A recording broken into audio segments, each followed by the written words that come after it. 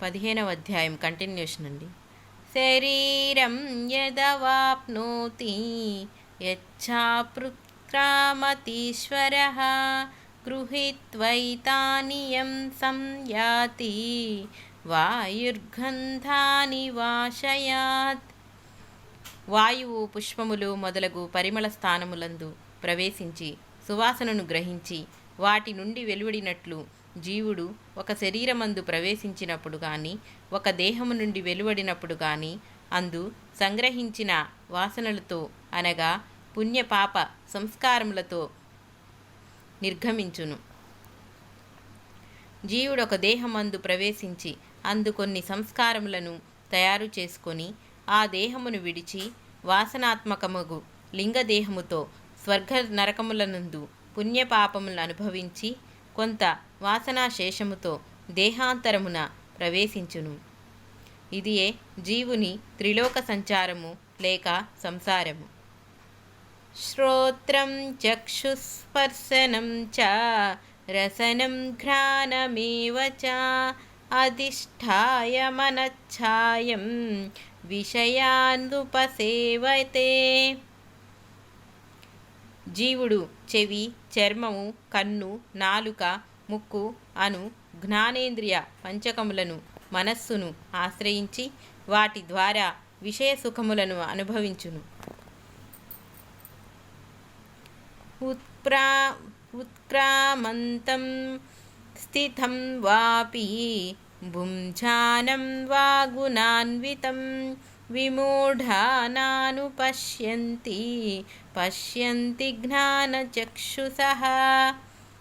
ఈ జీవుడు ప్రకృతి గుణవంతుడియగు ఆత్మయేయనని గాని ఇతడు దేహమునందుండి విషయ సుఖములను భోగించుచుండు గాని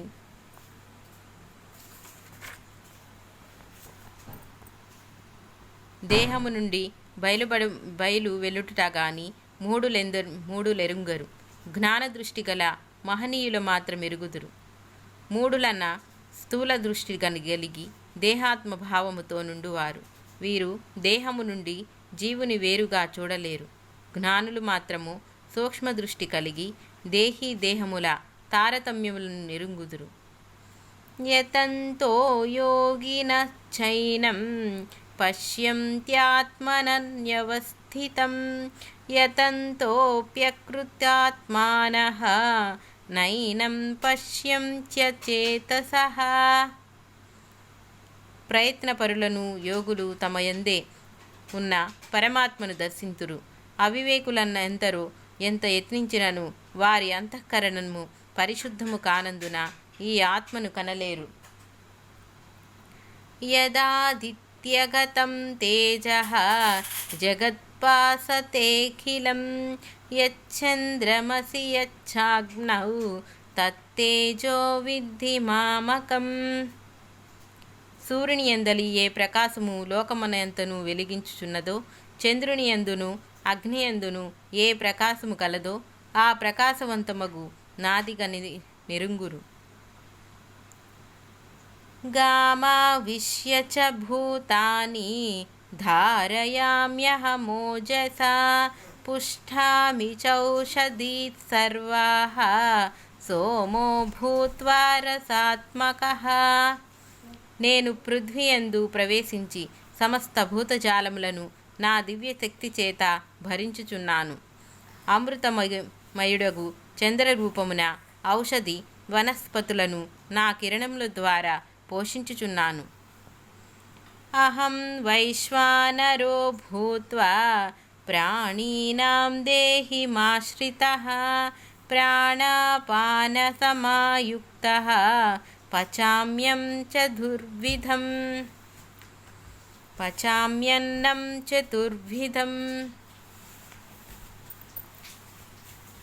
నేను జీవరాశుల దేహములయందు జఠరాగ్ని రూపమున నుండి ప్రాణాపాన వాయువులతో కూడి అవి భుజించు 4 రకముల ఆహారములను జీర్ణమనంతురు.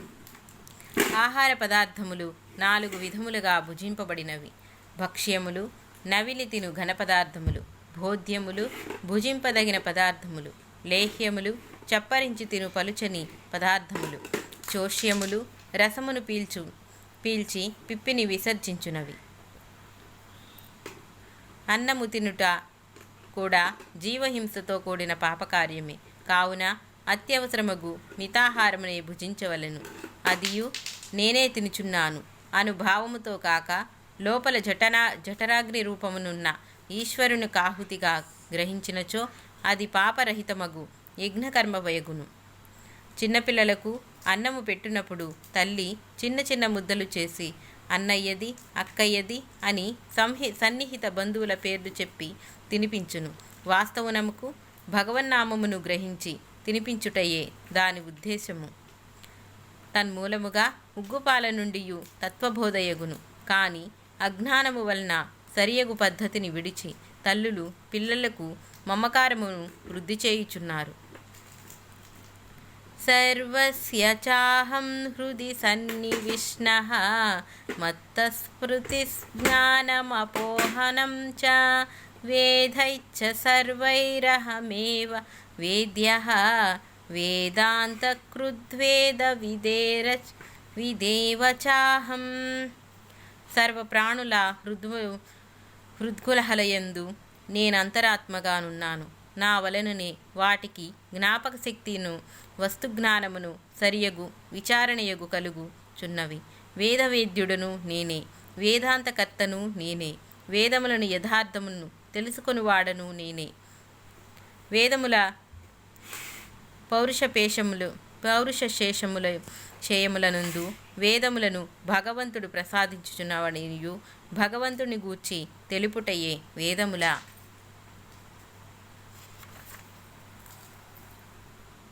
ప్రయోజనమనియు వేదములను తెలుసుకొను తెలియక కూడా భగవంతునిదేయనియు ఇట స్పష్టమగుచున్నది. జ్ఞానము, జ్ఞేయము, జ్ఞాత ఈ మూడును భగవత్స్వరూపులే. ద్వావిమౌ పురుషౌ లోకే క్షరక్షాక్షర ఏవ చ క్షరః సర్వాణి భూతాని కూటస్థోక్షర ఉచ్యతే. ఈ లోకమందు క్షరుడు, అక్షరుడు అను ఇరువురు పురుషులు కలరు. నాశనవంతమై పాంచభౌతికములగు ఉపాధులు అనగా అపర ప్రకృతి క్షరులు, నాశనము లేక వృష్టి సంవృష్టి రూపములయందు జీవేశ్వరులని వ్యవహరించబడు పురుషులే కూటస్థ రూపులగు అక్షరులు.